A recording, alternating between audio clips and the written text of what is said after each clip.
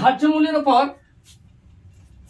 প্রস্তুতি পর্বের অঙ্ক সহজে সমাধান করতে হলে আমাকে ফলো করতে হবে। সমতুল্য ছাড়, আগে ভিডিওটা দেখে নিলেই ক্লিয়ার হয়ে যাবে সমতুল্য ছাড় কি।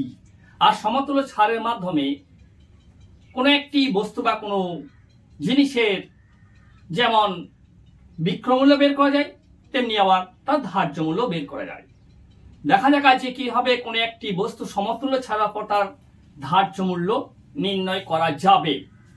ধরো কোনো একটা জিনিস একজন ব্যবসায়ী পরপর দুবার, প্রথমে 20% এবং পরে 5%, পরপর দুবার, প্রথমে 20% তারপরে 5% ছাড়ে, 5% ছাড়ে একটি দ্রব্য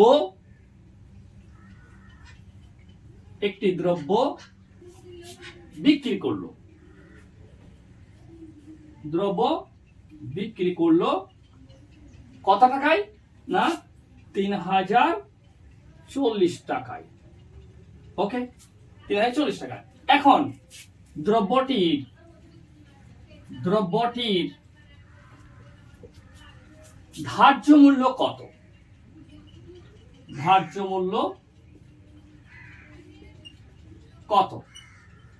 বোঝা গেল যে ব্যবসায়িক প্রথমে 20%, পরে আবার 5%, পরপর দুবার ছাড় দিল।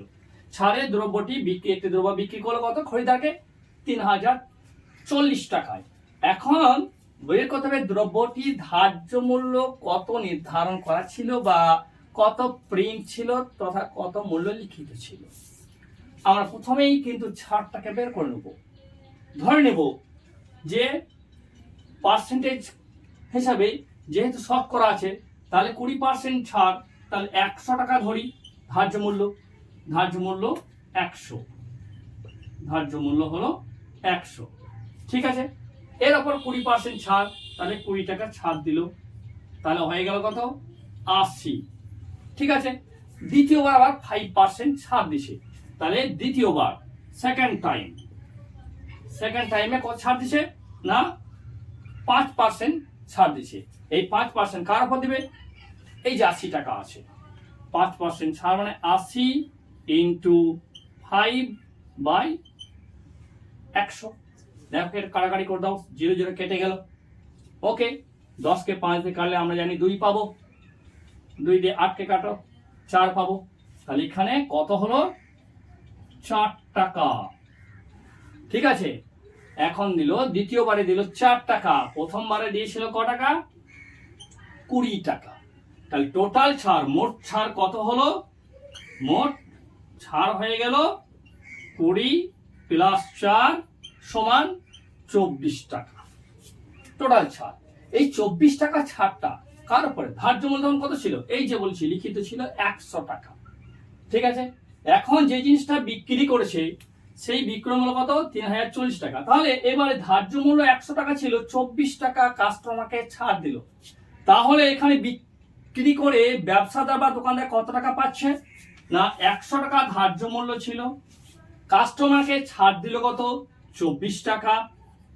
ঠিক আছে, তাহলে বিক্রি করলো কত টাকায়? 76। বোঝা গেল? এটা কিন্তু সেলিং প্রাইস বের করো 76 টাকা। যখন তার লিখিত মূল্য বা ধার্য মূল্য ছিল 100 টাকা, তখন পরপর দুটি ছাড় দিয়ে দোকানদার বিক্রি করছে 76 টাকা। আমাদের এখন দিয়েছে কত মূল্যটা? বিক্রয় মূল্য 3040 টাকা। তার উপর কিন্তু আমাকে বের করতে হবে। এটা দেখা যাক কি করা যায়। করে না, সহজে হয়ে যাবে। দেখো, একদিকে দেবো বিক্রয় মূল্য আর একদিকে দেবো ধার্য মূল্য। ধার্য, ঠিক আছে। আমরা এখানে বিক্রয় কত পেয়েছি? 76 টাকা। তখন ধার্য আমাদের কত ছিল? না 100 টাকা। তার মানে দোকানদার ব্যবসাদার 76 টাকায় যে জিনিসটা কাস্টমারকে দিচ্ছে তার লিখিত মূল্য 100 টাকা। এখন আমাদের বিক্রয় মূল্য কত হচ্ছে? 3040। এখন লিখিত মূল্য বা ধার্য মূল্য কত? করে দাও, x = 100 ইন্টু, এটা উল্টে দাও, 3040/76। ঠিক আছে, এবার এটাকে গুণ করে কাটাকাটি করা পাল্লা, এইগুলো গুণ করে 76 দিয়ে ভাগ করলে দেখো ভাগফল পেয়ে যাবো আমরা 4000 টাকা। বোঝা গেল? তাহলে অপশন আমি এখানে দিইনি, অপশন এখানে বিভিন্ন থাকবে। হয়তো ধরে নাও এ অপশন ছিল 3500, বি অপশন ছিল 4000, সি অপশন ছিল 3550 ইত্যাদি। আমরা 4000 টাকা পেয়ে গেছি।